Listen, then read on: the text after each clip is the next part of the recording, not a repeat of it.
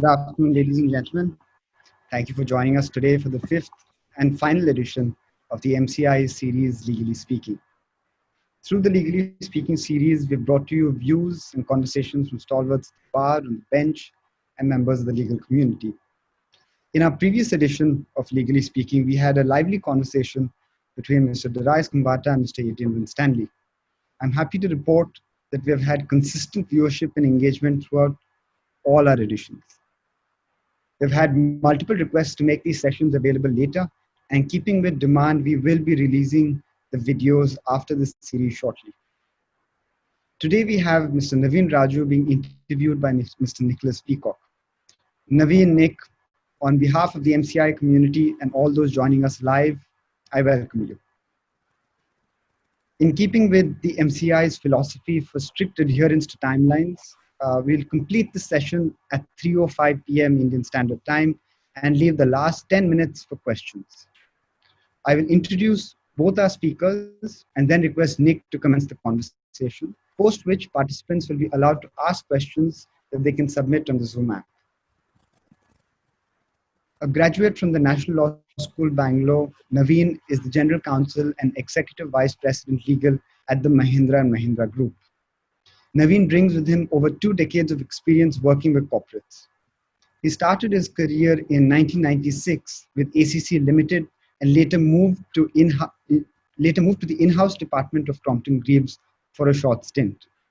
Thereafter, he joined Reliance Industries Limited in 2000 and served as legal head of its oil and gas business for nearly 15 years before assuming his current role. Nicholas Peacock is a partner at Herbert Smith Freehill's London office and head of Herbert Smith Freehill's India International Arbitration Practice. He is an English law qualified solicitor advocate who has appeared before arbitration tribunals in Europe and Asia, as well as in the London High Court. Nick's work as counsel has involved advising various industries across sectors. He has also acted for and against state governments on commercial disputes. Nick has sat as an arbitrator on various different India-related disputes. Nick is a member of the Law Society of England and Wales, the International Bar Association, the Inter-Pacific Bar Association, and the British Institute of International and Comparative Law, besides which, of course, we're very glad to have him as a council member on the MCIA. Nick, I now request you to please take over the reins of this edition of Legally Speaking. Thank you. Thanks, Madhukeshwar, and hello, everybody. Thank you for tuning in.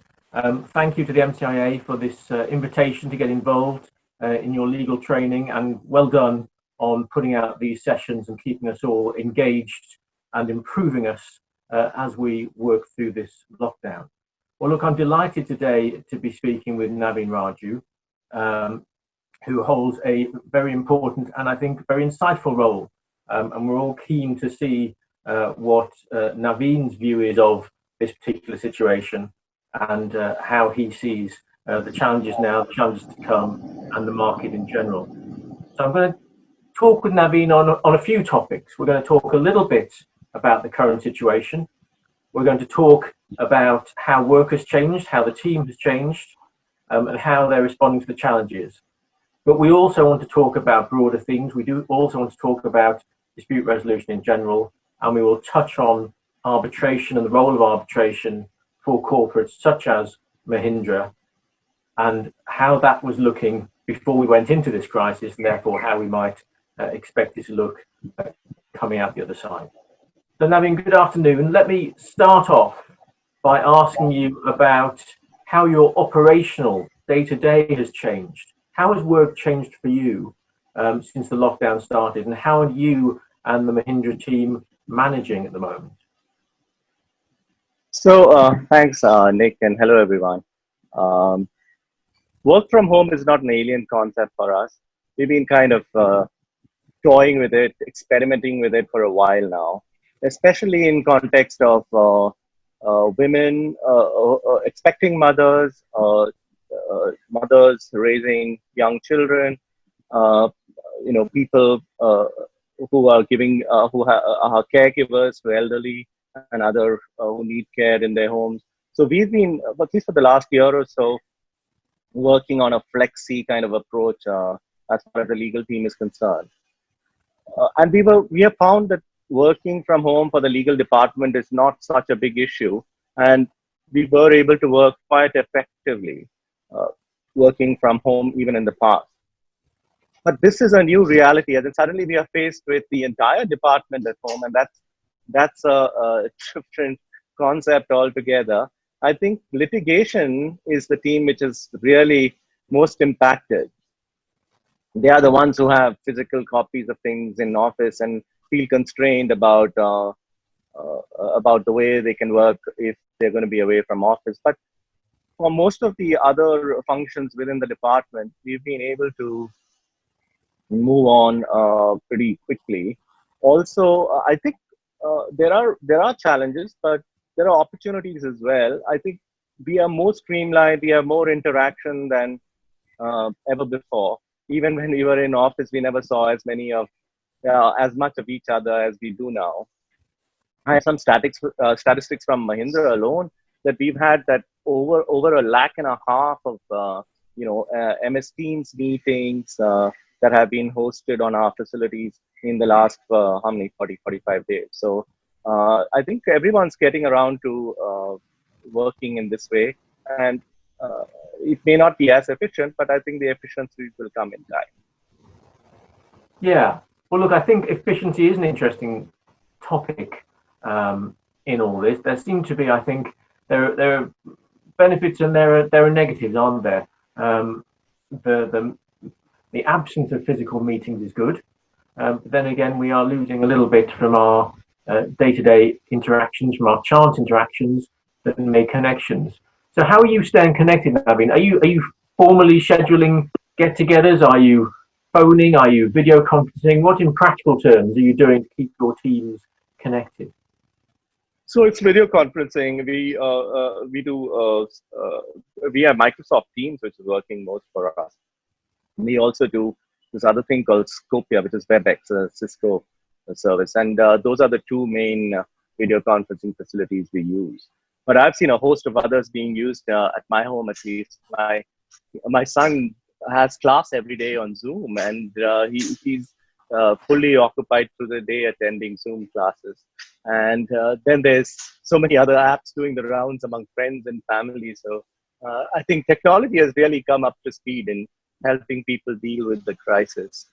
But for us, as far as our work goes, yes, most of our interactions have been video. As in, it's strange that nobody seems to call on the phone nowadays. Everybody is, setting up a Teams meeting, or even if it's and mostly it's WhatsApp calls, and WhatsApp calls with video is also not uncommon.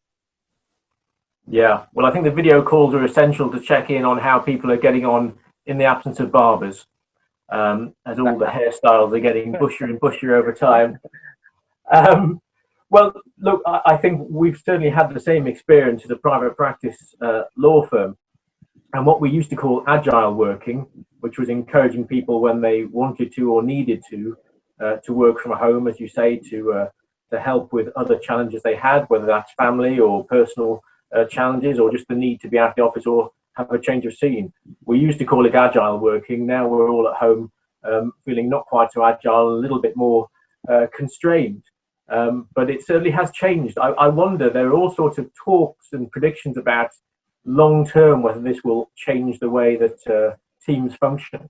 Do you see that your team in the future, do you think when the lockdown is lifted, you'll go back to the way you were before, or do you think this has changed the dynamic? I think it's changed it quite a bit. Companies are going to look hard at wanting to bring people back into office. They're going to look at the departments which have where there are efficiencies, or they have been able to work effectively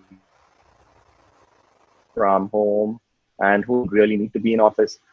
As long as this risk of the contagion remains, companies are going to be reluctant about getting people back to office, and they will want to do it only on a need basis. So we will see reduced working, reduced people turning up at office, and more people working from home. That's my expectation. but there are challenges with working from home as well. Especially, I was reading a very interesting article today, Nick, written by Sheryl Sandberg, and she was mentioning that women are bearing the brunt of it. And a survey indicated that 31% of women felt that their lives are tougher since the lockdown began. They were anyways doing double shifts as working women, mothers, and taking care of the rest of the family. But now it's a double shift, as she called it, because women had to take care of so much more. So 31% of women felt that way, but only 10% of men felt that their lives were any more difficult than, or that it's unbearable now. So that's a interesting statistic. So uh, uh, it seems that in some sense working from office is easier for a lot of folk than working from home. When working from home was working from office was the normal, people thought that working from home would be a great break to have, but I think a lot of views around that must have changed. Yeah, I think many people are now looking forward to that break where they get on a commute and go to the office Yes, indeed. and sit in their comfortable office chair and see their colleagues again. Good. Well, look, thank you for that snapshot. Let me now ask you about some more substantive topics. I think I would certainly be very interested to know what sort of legal challenges you're facing at the moment, what the substance of the work you're looking at as we deal with the pandemic. I mean, a lot of thought when we went into this was around topics like force majeure, supply chains, contract review. Is that the sort of thing that you've been dealing with? What else has been coming across your desk in the last couple of months? I think the first thing, the large majority of our work has been around regulation regarding the shutdown. India has had so many notifications and guidelines and rules and SOPs. We've had somebody had done a survey and said more than 5,000 of them have been issued in this last 45, 50 days. So wading through all this, as far as our manufacturing locations, our dealerships, our various area offices around the country is concerned, has been quite a Herculean task, and that's kept the department really busy. And it's changing every other week. There's a new rule that's out, and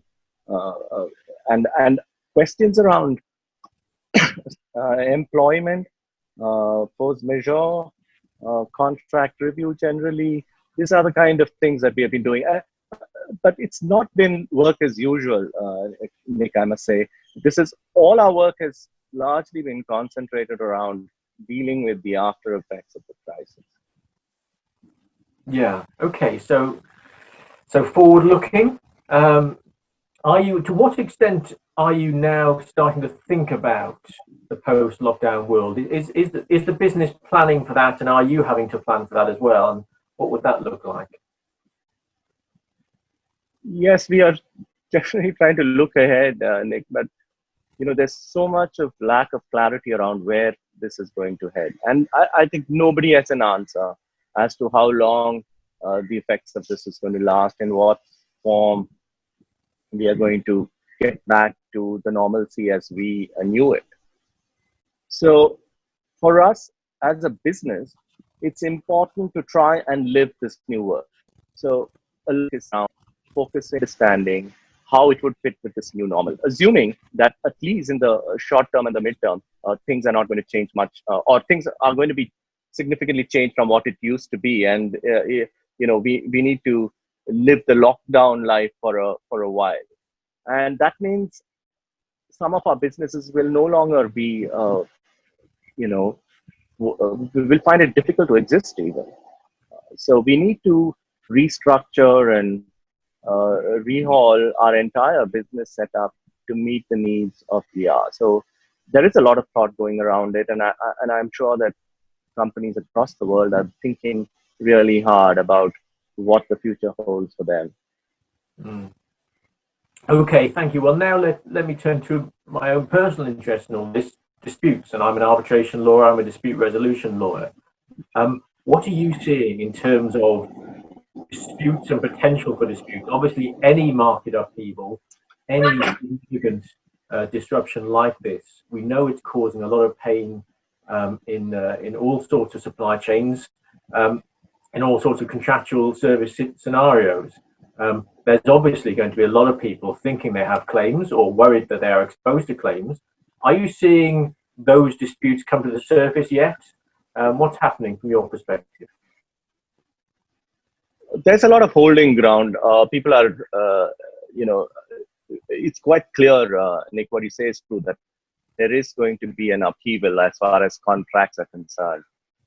So many contracts are mid to long term and have been conceived of in a time when things were very, very different from what's going to be. So, and these contracts never really thought that we would ever be faced with a situation like what we are faced with. So the provisions relating to force majeure or any kind of such emergency situation don't really cater to what we are dealing with here. And what that means is that a lot of contracts are going to get renegotiated and people are going to have to discuss everything all over again. There are going to be obligations which cannot be performed at all. There are going to be obligations which can be performed, but in some different way or in a reduced fashion. And everyone is impacted in one way or the other. The way we are looking at it is there are contracts where we are receiving service or we are receiving goods or whatever, and where we think that the counterparty will not be able to perform in the same manner as they were that we were contemplated to operate under the contract. Similarly, there are contracts where we are probably not going to be able to perform in the same manner. All of these I see as high potential for disputes. And I'm assuming that industry will behave in a rational manner because everyone's in the same spot. So everyone is going to try to find, nobody is going to be fixated about complying with the terms as they were agreed. Everyone's going to try and find via media, but there will be a lot of disputes that's going to flow up as a consequence. Yeah, well, look, that reflects what I am seeing and hearing as well. I think that's a familiar scenario across many sectors. I think so many businesses are just trying to deal with the here and now. As you say, when you're dealing with the crisis situation, you know that you might be not fulfilling all parts of your contractual obligations, and neither might your counterparty. But at the moment, I see a lot of clients just looking to try and manage the practicalities and to get through the next month or so as best they can. Certainly, I've dealt with clients recently in the travel and leisure sector who, of course, are devastated by this whole situation. And it's almost irrelevant what the contract says because they don't have the ability to comply with it. If you're an airline at the moment, you don't have the cash to pay out. So I think a lot of parties are simply trying to keep their heads down. Of course, what I think that will mean going forward, rather like in 2007 and 8, as we descended into the financial crisis, those of us with memory of that will know that as the descent happened and as the intense problems came up, at first people worried about staying afloat, and it wasn't until later that they started to think about formal dispute resolution and bringing those contractual claims and thinking about where they were on either side of those claims. And I suspect the dispute curve will look the same here. I think we've got a period of quiet where parties won't be picking fights with each other, but in due course, I think those parties that are still standing will look at their contractual rights and will necessarily, as you say, as part of renegotiating deals, have to think about what they've been able to perform under the contracts and what the other side has. Well, let's think a little bit about dispute resolution now, because of course business was going on in March as we were all plunged into this. Deals were being struck, products were being manufactured, and of course disputes were being brought. How far have you seen the business be able to progress ongoing matters? Have litigations, arbitrations, do they continue? Are they frozen? What's your viewpoint there? Yeah, Nick, it's sad that things have come to a standstill. That's my view of things. Most people have just disappeared and waiting for everything to blow over. I am not sure it's going to blow over. And this is more so for the legal setup, because we are already, work. A lot of our systems and processes are still pretty antiquated. And for us to resume working in that same manner is going to be very difficult. And as to courts in India, the lower level judiciary is totally shut down. It's like somebody's turned off the switch. There's nothing happening there at all. The higher level judiciary, the courts and the High Court and the Supreme Court, we are seeing some urgent matters being heard. And I must say that we have been at the we have received some good orders as well, which were in emergency situations. Recently, I can mention this. We did get an order from the Calcutta High Court where we were looking to arrest a vessel as part of in connection with a dispute, and we were able to move the court all online through a fully digital process, and be heard and get ourselves an arrest order, which we were able to serve on the vessel, and which we were successful in achieving. So there are these reliefs to be got, but otherwise, I still am of the view that we need to start really thinking about the future, and this waiting for things to normalize may not be the right approach. Yeah, that's interesting. Thank you. And so the experience you've had, this Calcutta experience, was an online filing. So you appeared on the video, and counsel appeared on the video and argued that in a normal way. Is that right? That's right. That's right. Unfortunately, I didn't get to witness it, but our folks were very impressed with how the whole thing was conducted and the ability of the judges and everyone involved to do this virtually. Yeah. And what about dealing with matters on the papers, so without hearings? That's the other alternative, of course, of progressing cases at the moment. Are you seeing courts being willing to do that? Do you have any desire to make more use of in-paper on the papers decisions, or do you have concerns about doing that? No, I think we will need to start identifying which kind of matters can be dealt with that way, and that's the way forward. As in, we won't be able to have the number of hearings and in-person hearings going forward, but to the extent that it is required, we should be able to avail of technology to address that need. Yeah, okay. Well, it's good to hear that some Indian courts are coming to the rescue of parties and dealing with these hearings online. Certainly the same experience has happened in London, where I sit. The courts have been urged to try and progress matters. In terms of commercial cases, judges have been asked to see whether they can make hearings work online and to keep matters flowing. I think it's fair to say not all judges and not all cases have been able to keep going. A lot of work has been adjourned, but we have seen some significant matters going to hearings. Indeed, the hearings have been posted on YouTube for the first time from the English courts in lieu of being public as they otherwise would be. So I think some progress, and again, many of us are having to get up the curve pretty quickly on that. Of course, arbitration has made use of telephone hearings, video conferencing for some time, especially for procedural hearings. I wonder, have you had any different experience of arbitration in this period? Have you found arbitrations also going on hold, or have they been able to proceed?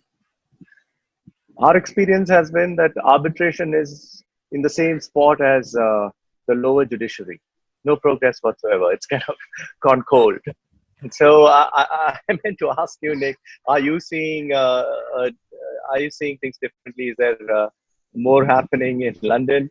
And what can, like, and I'm seeing it as being a need, like, as in context of all that we spoke about. If contracts are going to get into trouble, we are going to need the ability to get on board a quick tribunal and be able to approach for urgent reliefs and things like that. So I'm just wondering whether the system is going to be ready to take on the load when it comes.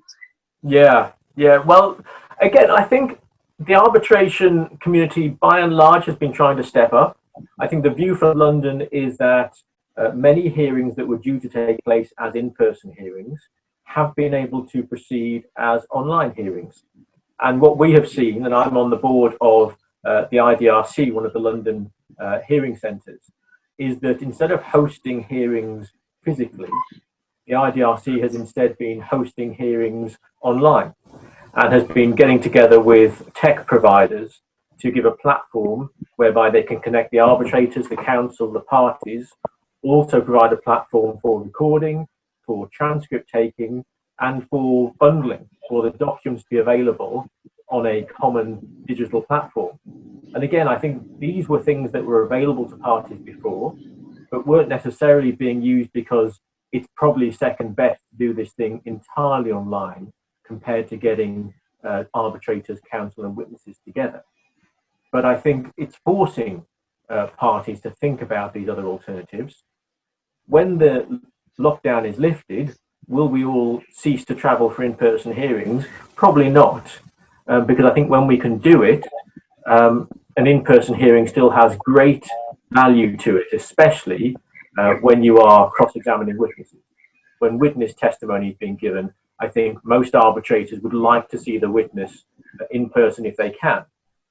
That said, of course, it has been a feature of international arbitration for the 20 plus years that I've been doing it, that witnesses who couldn't travel for whatever reason, whether it's health or whether it's visa problems or any other practicalities, the alternative has always been that that witness appears by video or even by phone if the video technology is not available. And video is not a bad alternative. And so I have had experience of seeing witnesses on the video as an arbitrator myself, and also as counsel, of questioning witnesses. I had a case a few years ago where we had a witness in Russia who was unable to travel at the last minute. And so we flipped what should have been an in-person examination to a video examination. And indeed, it was a video examination through a translator because the witness didn't speak English. Wow. Which was cumbersome, but only slightly more cumbersome than it would have been had the witness been in the room. And it was certainly still a valuable piece of evidence and part of the proceedings, which contributed to the final outcome. So we've been doing it for a while, and I think we're now being forced to do it even more. I think in terms of arbitrators, of course, many arbitrators will be slightly old school in the way they deal with things, especially if you've got retired judges as arbitrators, many of whom are great with technology, some of whom are not. And so, of course, if you're relying on the arbitrators themselves to make the hearing happen and to make the technology work, that might be a challenge for many people. I think this might be where, again, institutions and hearing centres can step in, because whereas parties, maybe even counsel, will have some or limited experience of online hearings, a hearing centre and an institution that sees a great caseload going through will have more experience of putting things on and will very quickly get up the curve if they're not there already. So I think one possible answer for the difficulties people are facing is, if you don't have the experience yourself, if the arbitrators don't have the experience, go and find someone who does. Go and find an institution or a hearing venue that can help you put on that process and who's done it before. So look, I think that's probably the view from London and from the international perspective. Naveen, have you in your business yet had any dealings with jurisdictions outside India where disputes are keeping going, where they're able to handle those? No, I think we have. I have some experience of disputes in the US, and I must tell you that the US is just as much overwhelmed by the situation. We are seeing delays across the board, and in very time-sensitive proceedings where things have gotten delayed significantly. So I don't think there is any other jurisdiction which is any better equipped to deal with what we are seeing than any other. Yeah, well, I think we're all dealing with the challenges. Well, okay, let's step back a moment from pandemic-related topics, all-consuming and fascinating though they are. Let me get your views on arbitration more generally, in particular the environment for arbitration in India. Obviously, the last few years in India, we've seen more changes in the arbitration environment in India in the last 5 years than we saw in the previous 15. Amendments to the Arbitration Act in 2015 and 2019 have been quite radical. What's your sense of how they have helped shift the landscape for arbitration in India? Do you think it's been positive? How do you feel it's gone? Very positive, Nick. We are a lot more comfortable with arbitration than, say, 20 years back. The whole arbitration landscape has, the legislative framework has brought about a lot of change. Even the approach of courts has changed drastically over the years.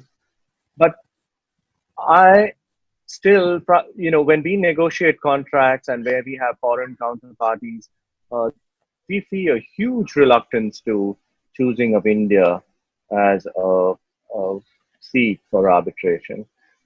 That's one driven by the fact of neutrality, and that's understandable. So we will always have that.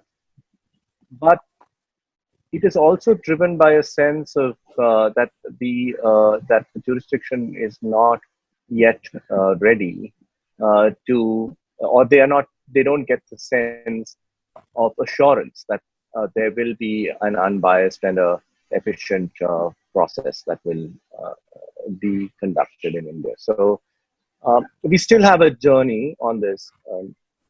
I think while we may wish to become a hub for arbitration like Singapore and London, it is going to take a little more time, and it needs consistency in all that we have achieved till date. And it needs, there are also instances in India where we take 2 steps forward and then 1 step back, and that also hurts the sentiment.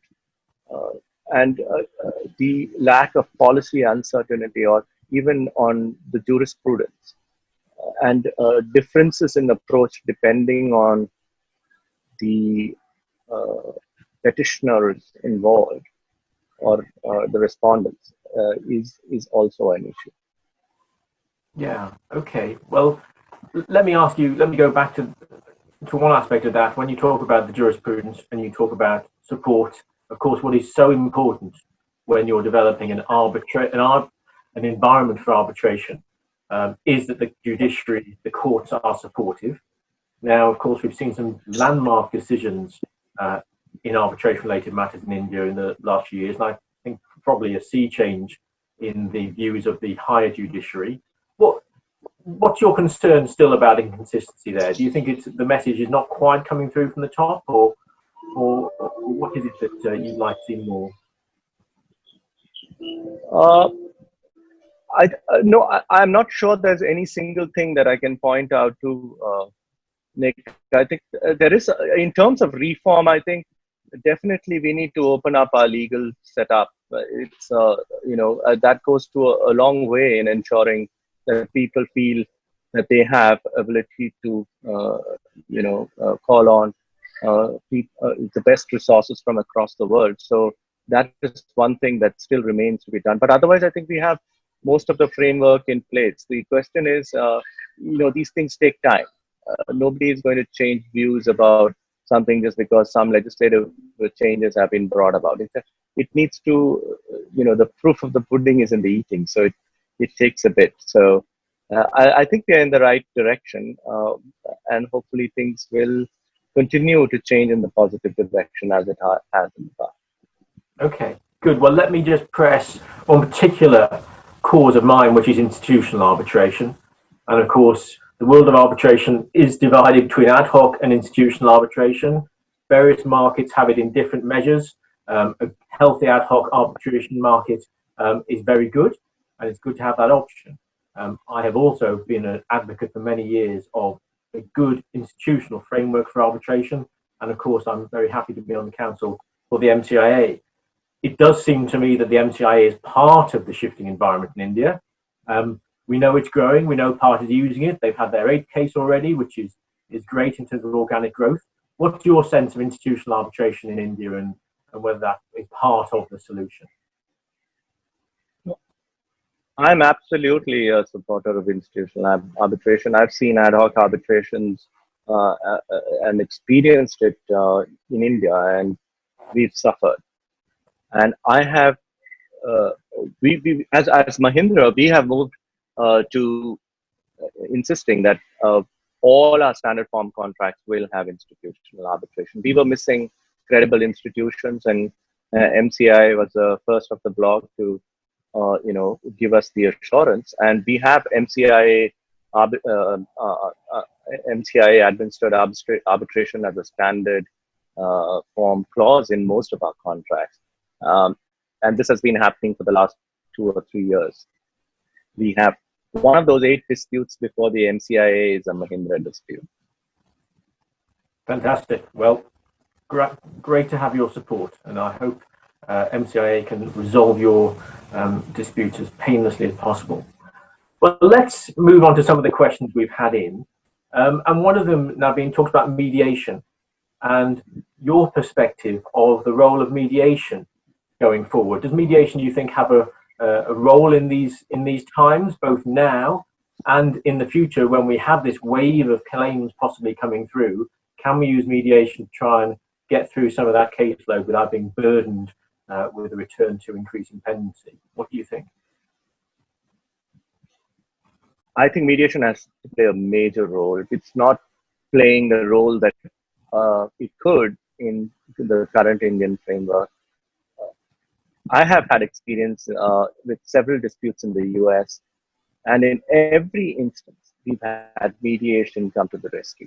Mediation at so many different stages of the litigation, at the outset, and then once pleadings are complete, once hearings are complete, and somewhere along the line, we have mediation help parties find a resolution.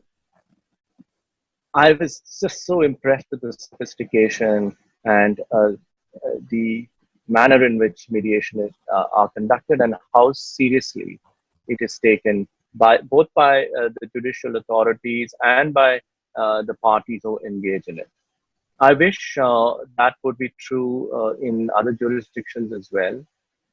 And I'm hoping that it will come along in India, especially in context of what you just mentioned.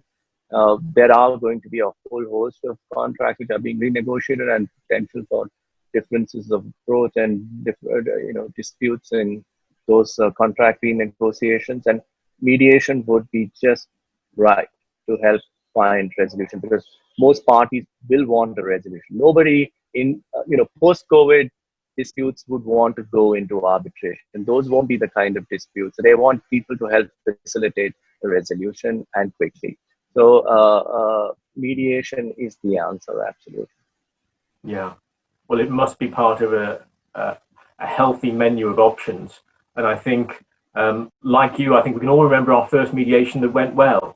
I think as soon as you've had a mediation that cuts through a dispute and brings you a resolution in a timeline that you did not think was possible, and you suddenly find yourself saving months, years of the dispute resolution process, whether it's going to be litigation or arbitration, you cut through it to a deal, which is maybe win-win, or maybe a bit of pain on both sides, but suddenly makes the thing end and build something new. Mediation is revelatory in that sense. And I think once you've used it once and had a success, you always want to use it again. Of course, it won't always have a key that unlocks the problem, but it certainly is worth trying on every occasion. So yes, certainly mediation we should consider about. We've had another question about fast-track arbitration. Is fast-track arbitration possible? And the short answer to that is yes, of course it is. And there are generally a couple of ways that arbitrations are fast-tracked. Either the parties agree it in their clause, or more often you go to the institutional rules, and certain institutions will have rules that allow low-value, simplistic claims to be fast-tracked, or simply if it's a very urgent dispute that needs to be resolved in a quick time frame, parties can agree, tribunals can direct an expedited process. Fast track, is that something you have used, Naveen? Is that something you're interested in going forward, fast tracking your arbitrations? Yes. No, I can't quite recall an experience of fast track arbitration in the past, but I know that there have been contracts we've negotiated where we wanted to build in provisions to deal with certain situations which may require fast track arbitration. I've never experienced it, so I would defer to you on that. Yeah, well, certainly we've had all sorts of expedited and fast track proceedings in the past, and the most obvious one is when you have a dispute that by its nature needs to be resolved quickly. If you have a project or a product that's perishable, or there's a time frame coming up, then you need to get through that.